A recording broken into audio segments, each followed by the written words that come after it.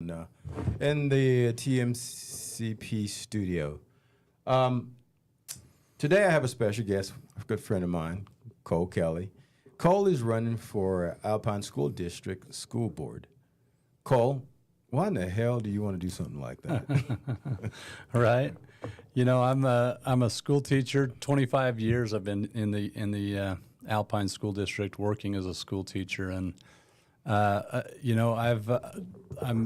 kind of a rebel, and I just keep finding myself doing this. Right. Against the system, fighting against the system, against the man, and so rather than going like this, I figure like I'm going to go like this. So I'm gonna try to go around the system, and I think to have a school teacher on the board, may add a unique perspective and bring some sanity and some common sense to the board. Now, you just mentioned something that's almost as rare as gold, common sense nowadays. I agree with you, absolutely. I mean, common sense nowadays is something that's really, really rare, and it seems as if people don't use it as much as they used to, or they're afraid to use their common sense because for whatever reason, they don't want to be canceled, which is, I say, you can't be canceled if you don't play the game. Right. And so running in the school board district here in the state of Utah, the Alpine School District, right? How bad is it? It's been interesting, and you talk about the cancel culture, right?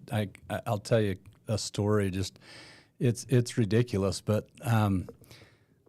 I've gotten to the point where I know if I post it on social media and it potentially could be interpreted as me violating some kind of rule of Alpine School District or something of that nature, I'm going to have people calling the district office. I'm going to have people calling my principal, right? Mm-hmm. So I've gotten pretty good at trolling the trolls, and I decided, you know what, I wanted to go talk to a group of senior citizens. I got invited to go, come talk to a group of senior citizens, and I'm like, all right, it's during my lunch period, but I can't.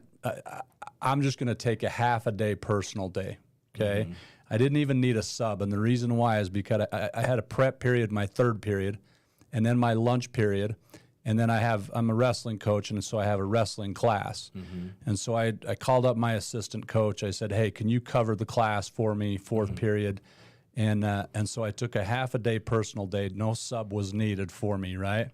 And I went and talked to the senior citizens.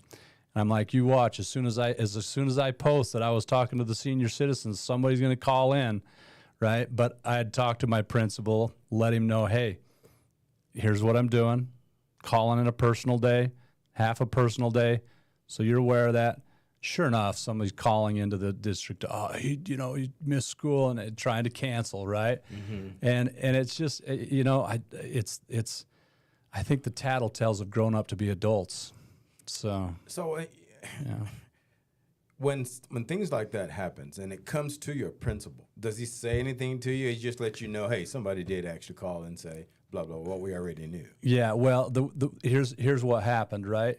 I got an email, and my principal's been great. I mean, I would, whether he aligns with me politically or not, it's a whole nother story, right? But he's been professional with me. He's been great, and I think even a lot of the district administrators have been pretty good with me.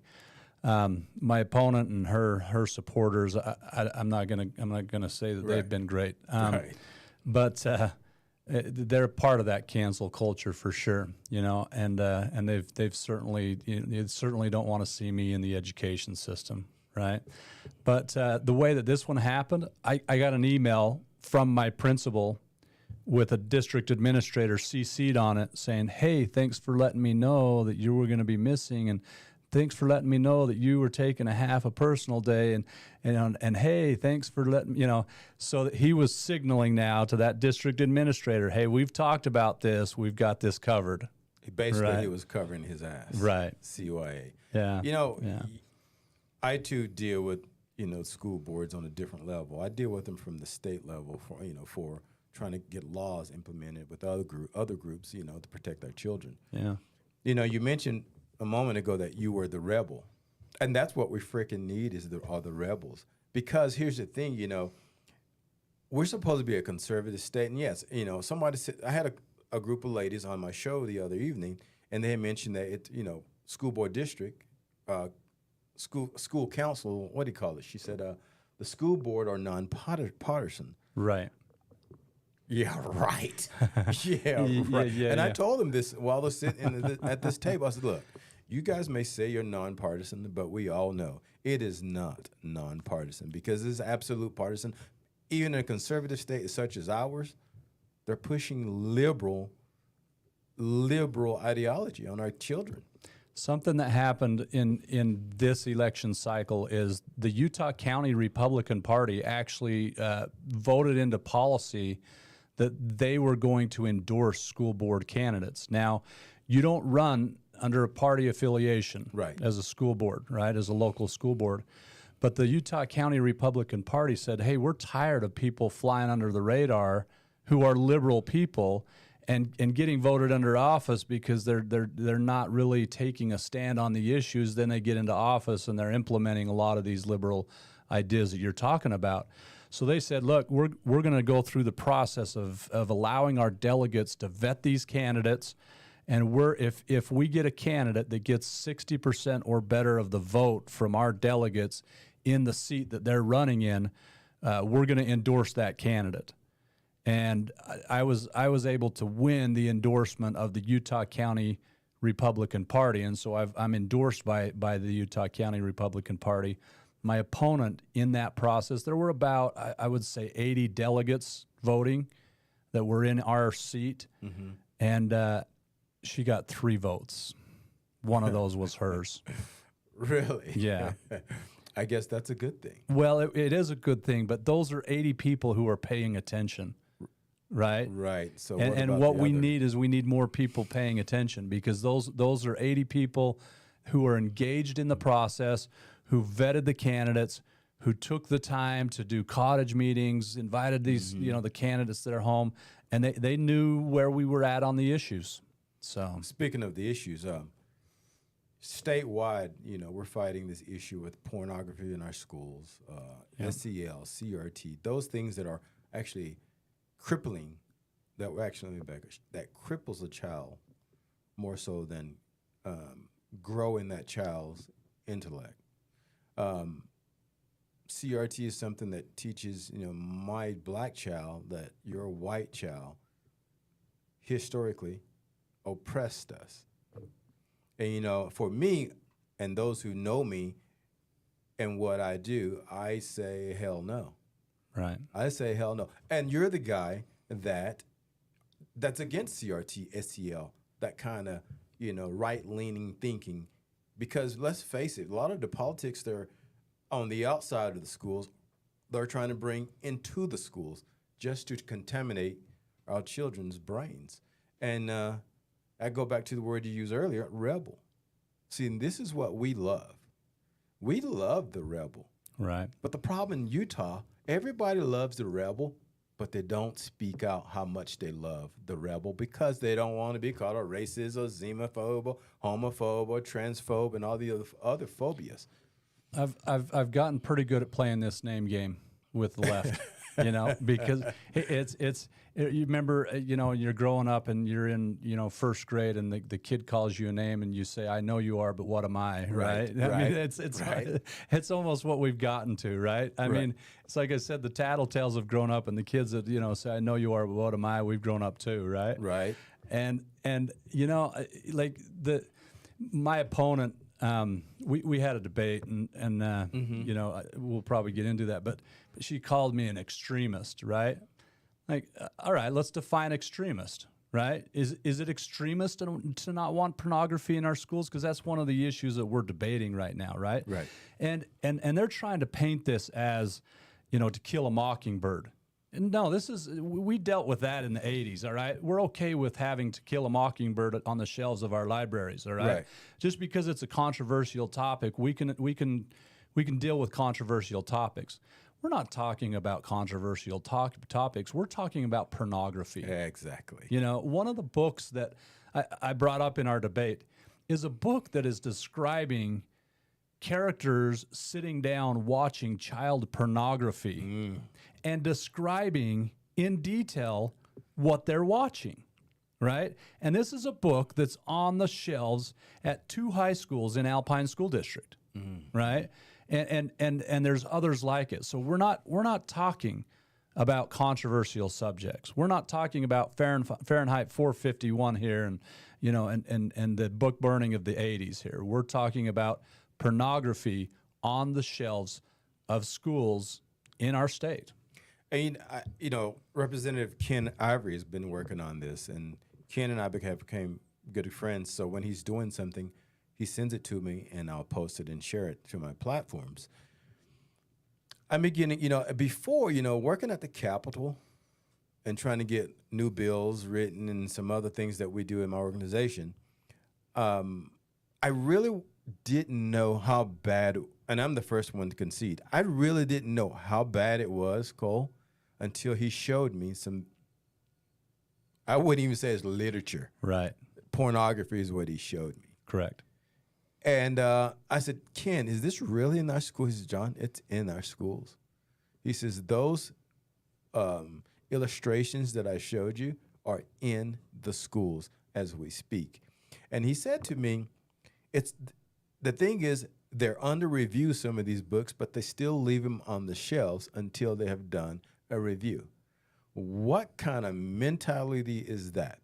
If you got to review it, why not just pull it from the damn shelves, look at the pornography, and then make a termination? Because you can always put them back on. Now, this is 2 guys who believe in free speech, right? I mean, you're a free speech advocate, Absolutely.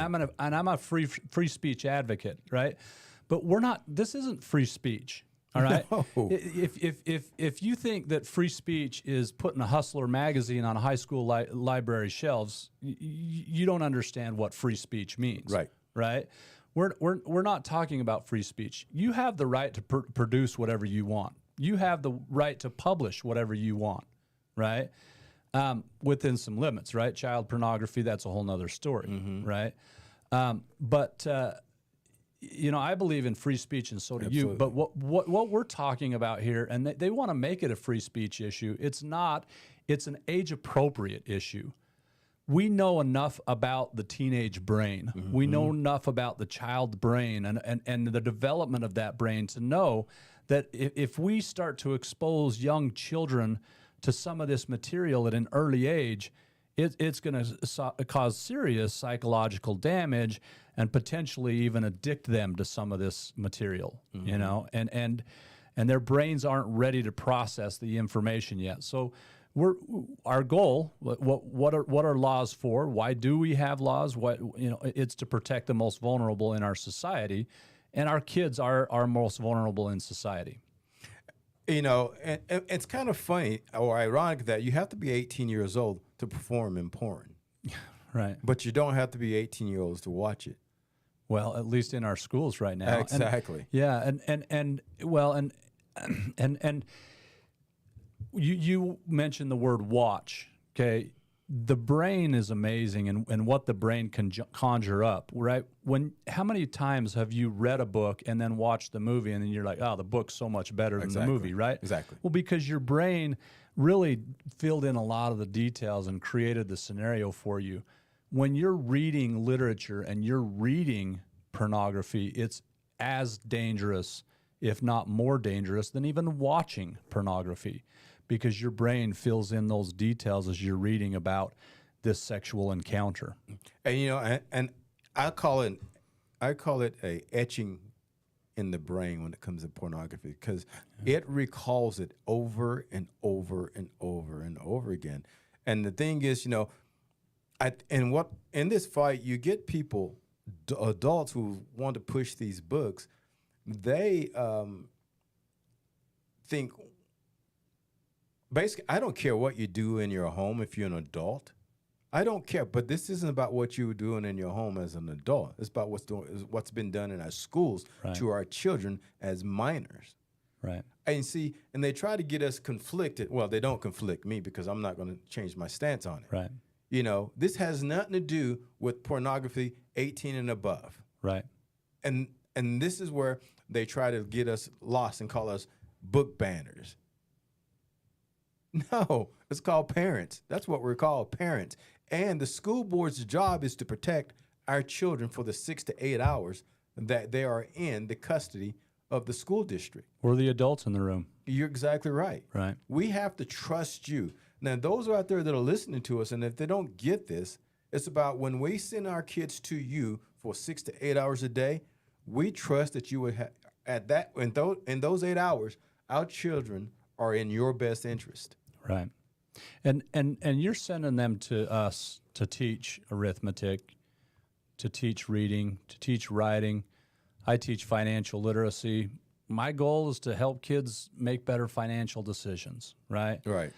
And you mentioned SEL, you mentioned CRT, and we're it's you know these soft, we'll call them. I was listening to Christina Bogus last night, and she called them soft issues, and I kind of like that word, right? But we're there to teach core curriculums, but at the same time, you know, there's certain values we want our kids to learn, and if you've ever raised teenagers, you start to recognize that they listen to that teacher or that coach more than they listen to me. Right. You know, so if I can reach out to that teacher coach, but I've got to trust that teacher and coach shares the same values that I do. Exactly. You I know? completely agree. And so if you're pushing a narrative that's different than the narrative that I want pushed, that's my right as a parent to say, I don't want you pushing that narrative on my child. And this is where the conflict's coming into play in education right now, is we have a lot of educators that think it's their right to push their narrative onto these kids, and they're very influential with these kids in their lives. Now, it's not your right. Your job is to educate. And if a parent wants to partner with you in that role of providing some of those values and teaching some of those things, then have those conversations with the parent. But the parent is ultimately the decision maker when it comes to raising that child. You know, for me, I don't want a teacher teaching my child about religion. Sure. Yep. Because not all religions are the same, and not everybody believe the same things. I want reading, writing, arithmetic, core curriculum that's consistent with what my kids are going to have to face in their future, in their journey. Right. Do you want teachers teaching your kids about race? No, hell no. All right. But here's the thing, though. That's what CRT is going. That's what they're trying to do with CRT. They want my kid to say, "Oh, Cole's kids are racist because they're white." Right. Historically, you know, the white man had owned slaves. So let's just take and go down generation after generation after generation and say every white child, parents, it's pregnant.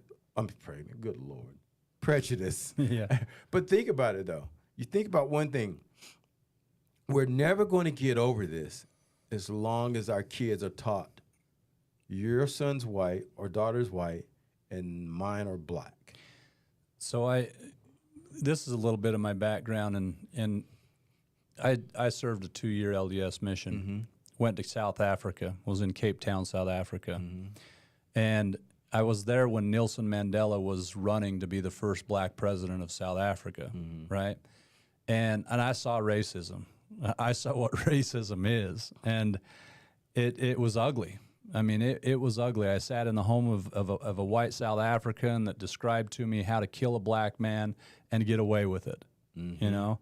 And I left the home immediately. You know, we were there sitting down, trying to teach and share a message, and I says, "No, we're good. I'm out."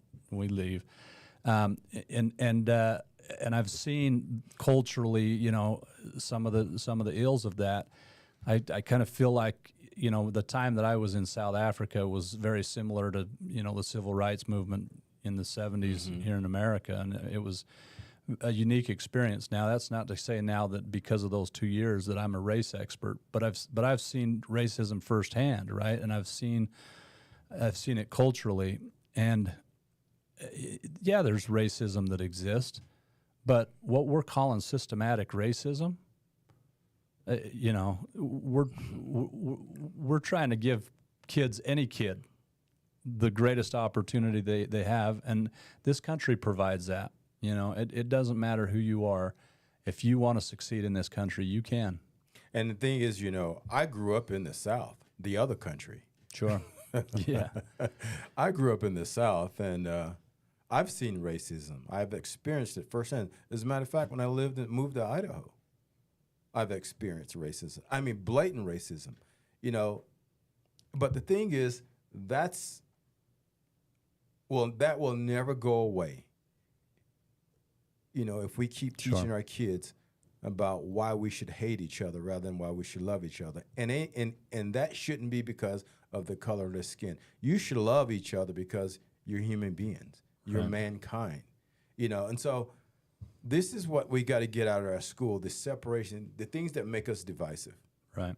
CRT and SEL is designed to make us divisive.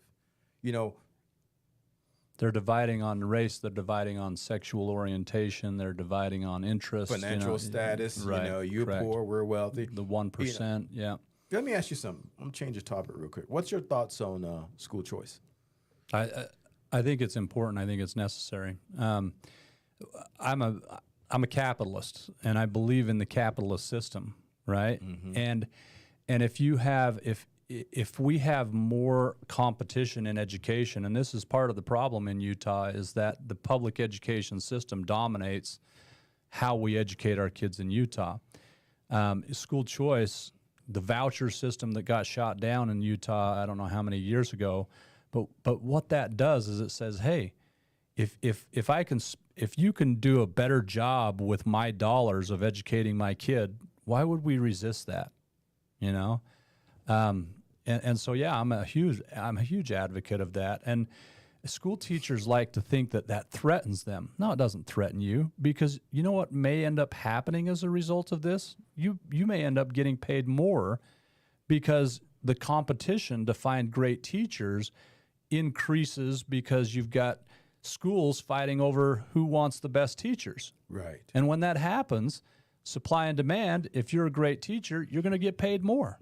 People are willing to pay more for a great teacher. Hence the reason why, you know, a lot of us and some of us send our kids to private schools. Right. Because we're thinking that we're buying, well, a lot of times we're thinking we're buying a better education. Sure. But I found you're dealing with some of the same liberals, especially in charter and private schools. And so I'm for, you know, I'm for school choice. I don't know how far it's going to get this session with It'll be interesting. Yeah, lawmakers.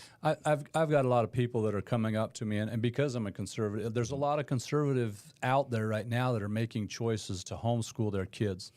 There's a lot of people out there making the choice to take their kids to a charter school or private school, as you mentioned. And my attitude is, you know what? I understand why you're choosing to do that. You're seeing what's happening in the system, in our public education system. You are making the choice that you think is best for your kid, and I respect that. But here's one of the things that I really I try to emphasize, and I really want to drive home, is we can't give up on the public education system, because public education educates the masses, and the masses vote. Well put, because I actually had a conversation today with someone about, you know, for example, the Hope Bill. Now, there's a lot of us is not for the Hope Bill because it has an influx of federal money coming into it. And anytime there's federal money attached to it, you know what's going to happen. Sure. You know, you can feel the power of Big Brother. And so she asked me, what's the alternative? And I said, you know, the problem is we've got to get federal money out of our school system. And the states have to do more. Sure. The states have to do more. We're talking about spending $40 million on the Great Salt Lake. We're talking about last year we had a $3 billion surplus. And we're still talking about how to fund our schools. Well, the states won't make the schools a priority because they're letting the federal government do the funding for them. And people need to realize, and parents need to realize, if you really want school choice, you got to get the federal government out of the business, because as long as the feds are saying, hey, look, we'll give you $100 million for education, the states are going to say, look, where do we sign up?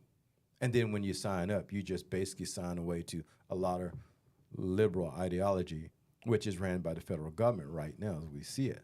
One of the biggest issues in my race right now is Orem splitting off and creating their own school district, right? That's a hot topic in Orem right now. And, you know, there's arguments about whether your taxes are going to go up. And there's a part of me that wants to step back and say, all right, you know, are you not willing to pay a little bit more to have that local control? Right. You know, I mean, some of the numbers that are being thrown out are ridiculous, and they've been proven to be false and wrong. But on the other hand, are you not willing to pay a little bit more to provide more local control of our schools and to allow the people in that area to make the decisions on behalf of those kids? And we're Utah is a unique situation. We're cheap. We don't like to pay for quality stuff. Lord, I've seen that. Boy, I've seen that. Well, here's another thing. This is how I put it to people. You can always send them to private school and pay $26,000 a year. Right. Yeah. And that's you know, hey, your taxes may go up. You may end up paying an extra $200 a year in your property taxes. You know, you know, there's a bond on the ballot for Alpine School District to pass a $595 million bond. It's expensive. You know, it's expensive to build schools, to run a school system. I get it. You know, and we've got to. Right now, we're the lowest in terms of per pupil spending in the country. You know, so we got to be willing to pay a little bit more if we're going to have, you know, 5 kids. 6 kids, 10 kids in some cases, right? I mean, we got to be willing to pay for those kids to be educated. And I guess one of my big pet peeves is it is our state when it comes to the school system. I've said it 1,000 times. Utah needs to come to the conclusion that the children are the future of this state. Invest in the children. Stop letting the federal government do it, because this is when we could get wrecked. Right. You know, we get policies from the federal government because, you know, they'll say, you know, hey, if you don't do this, we won't fund this and that. And it's okay, sign us up, we'll do it. With Utah's got to, I mean, they keep bragging about how much money we had in surplus. I want to know how well that money is spent. That's what I want to know, how well that money is spent. You know, we got to raise a bond, $590 million for Alpine School District.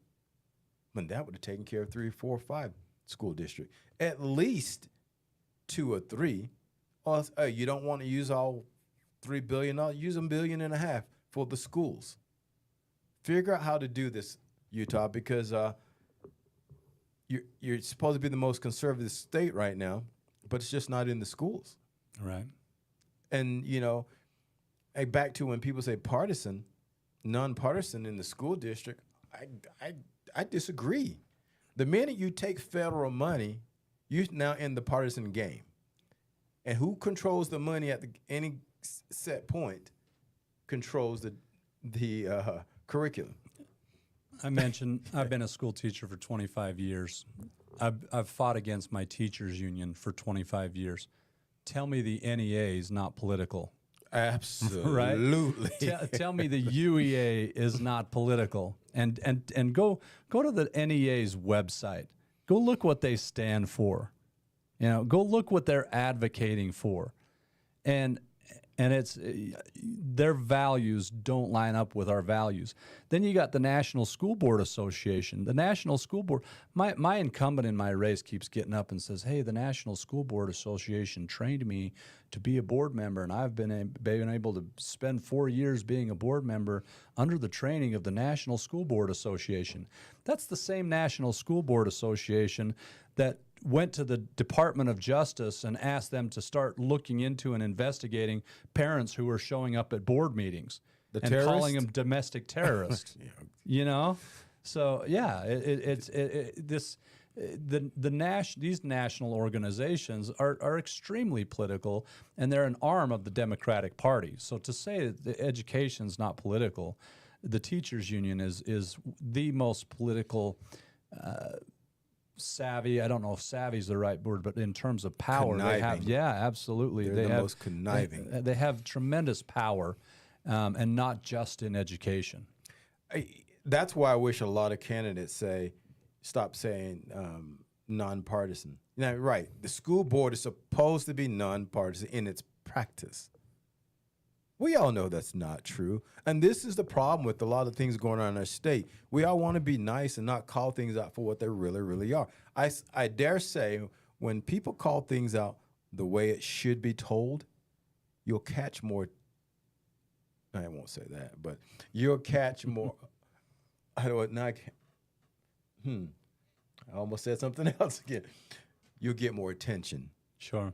if you really speak the language and you speak the language truthfully. Harriet Hageman, she beat Liz Cheney out. Yeah.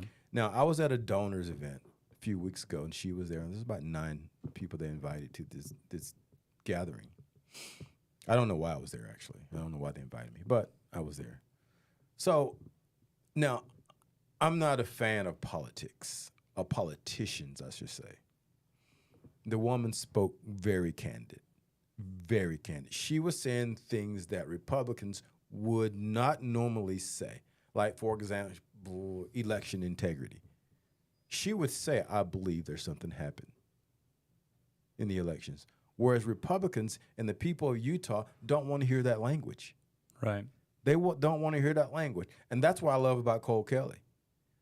Cole Kelly, we had an event on our 4th floor. Yeah. And I met you before then, and you were speaking candid. And like others, we said, that's what we want to hear. Even though you're not in our district, that's what we want to hear. People just like Cole Kelly telling the truth, and we know what the truth are. You're not hurting us. You don't offend us because we know the truth. But the problem with Utah, you got those people who believe, hey, brother, we should all get along. Let's sing Kumbaya together and hold hands around the fire and believe everything is good.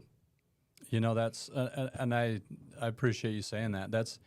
This is the tough question. Can politicians who speak the truth survive as politicians?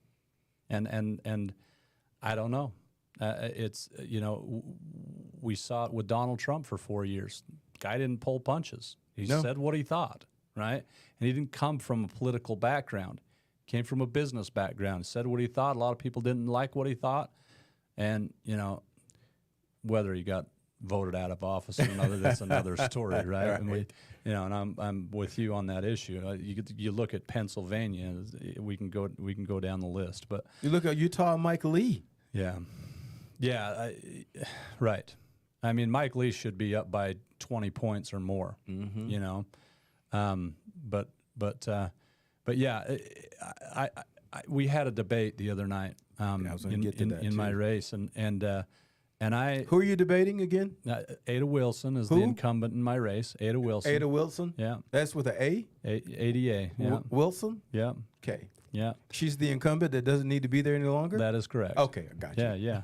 So we're having a debate, and I'm feeling like this debate's going very well for me, right? And because when you're on the right side of the issues, it's easy. Right. It really is. It is. Like to stand up there and say pornography shouldn't be in our schools. What are you going to say, right? Well, What did she but, say? Our policy. No, your policy doesn't go far enough.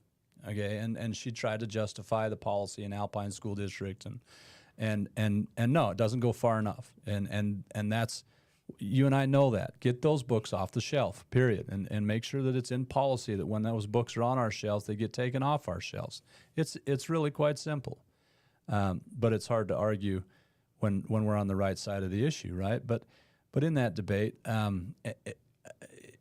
it was a slam dunk, I'm going to say. And I know it's a slam dunk because my opponent 2 days later is blaming the format of the debate and making excuses, and all the excuses that she made were false and lies. She was saying she didn't get a chance to review the questions. No, she had a chance. That she had a representative that reviewed the questions. You just got your butt kicked in a debate because I said it like it is, right? Yeah. But are people going to listen? Are people going to pay attention? Are people going to respond to that? And if people will pay attention and they'll respond to that, I think we're going to have more success getting people who are willing to speak out and speak the truth. And here's what's amazing to me. For example, the incumbents on the school board right now, Ada Wilson, for example, they know these books are in these damn schools. They do. They know this. They know this. Yeah. But the problem is they know that the parents, some of these parents are not going to take a book, go down to their schools, open that book and look at it and say, oh my God. They know a lot of parents are not going to do that. So when I say this to parents, do you really want to sacrifice your child's or your children for politics? Why don't you get off your butts and go look? That's not Cole Kelly speaking. That's Jon Harvey. Get off your butts and go look. Quit listening to the schools. Quit pointing fingers.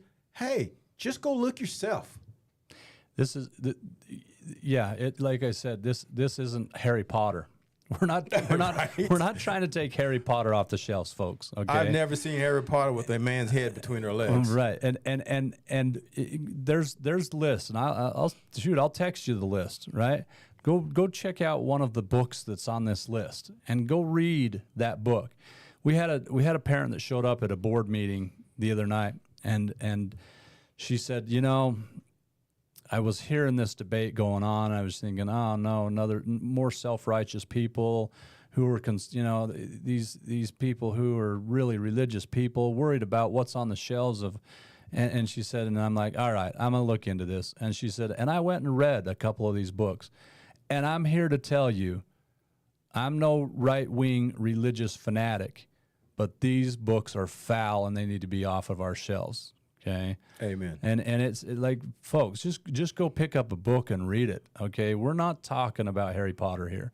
These are foul, descriptive books, and they should not be on the shelves in our library. I mentioned something earlier about common sense is something that's not so common anymore. When somebody would say something to me, for example, hey, your daughter may be reading some books that may be foul in content. Guess what my next thought is? I'm not going to work tomorrow morning. I'm going to go find this damn book that's been spoke of. So, and the thing is, people don't use common sense, Cole, when they say, you know what, this man is saying language that protect my children. Why should I not listen to him? Why should I not listen to him? And then if a person says that book is in their school, but they're okay, you should be suspicious of that person. The conversation itself should get parents triggered to vote for the right people who are standing on the right side of the line, on the right side of truth. But a lot of parents, in my belief, are lazy.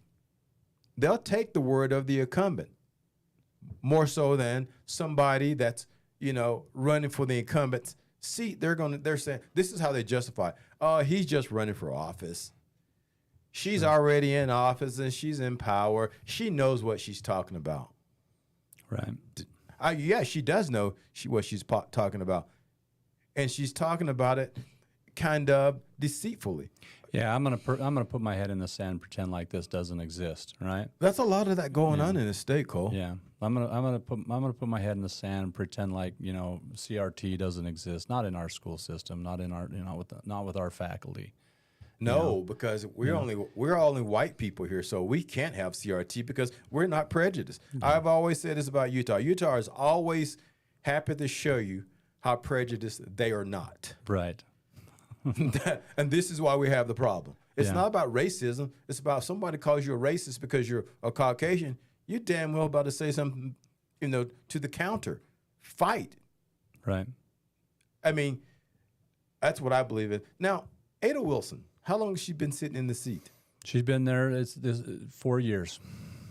And those run is a 4-year session? Yeah, so it's a 4-year term. Prior to her, they kind of got a best friend thing going on. Her best friend was in 8 years before that.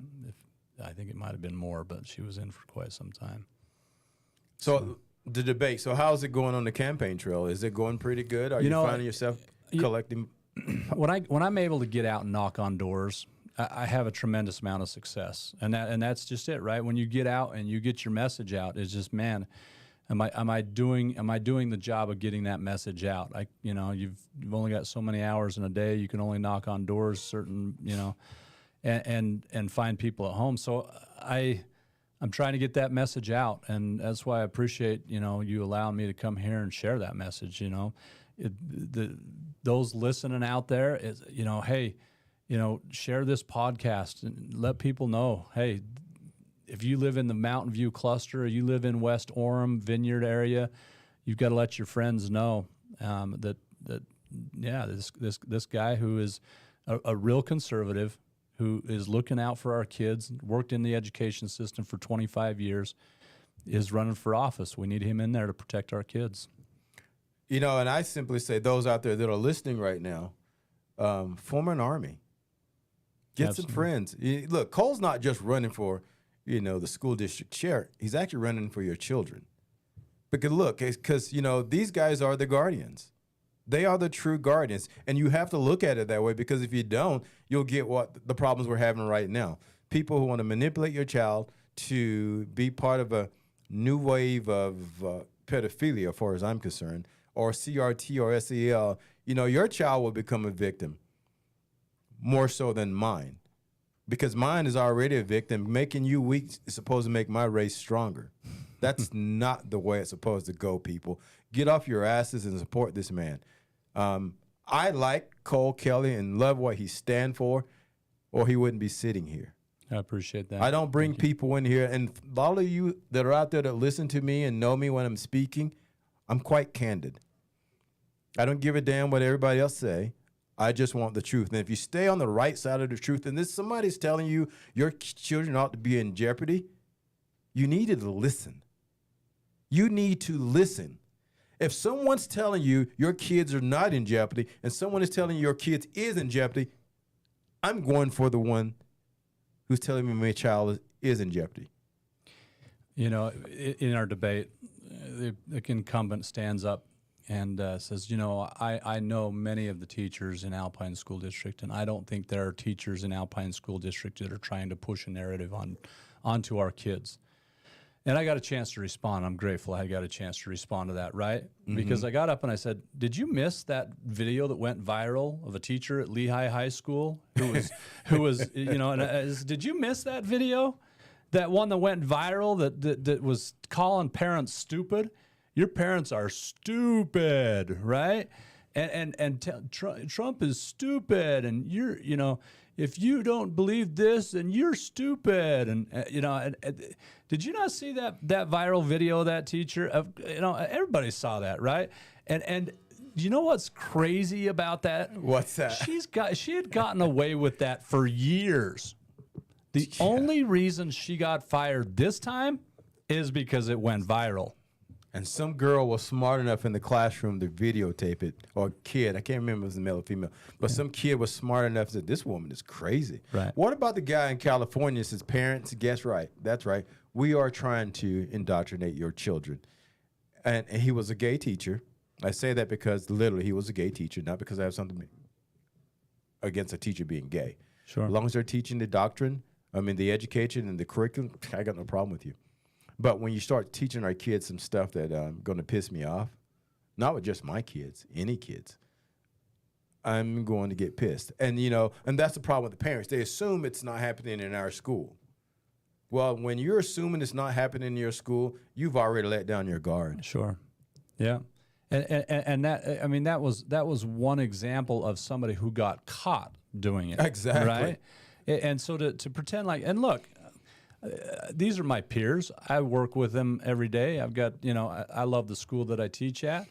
At my school, is it happening at my school? Yeah.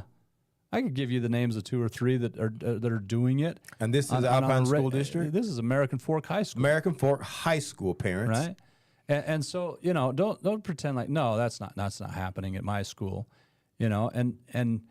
I'll have parents come to me and ask me, who are the teachers I should take? And I'll say, avoid this one, avoid that one, but, this one's a good one or whatever. And you've got to know who's pushing that narrative in your school, And parents just have to wake up. You always have to assume when it comes to protecting your kid. This is a reason why we have a smoke detector in our home, our alarm system. We don't know what's going to happen, but we have a smoke alarm or a security system just in case it does.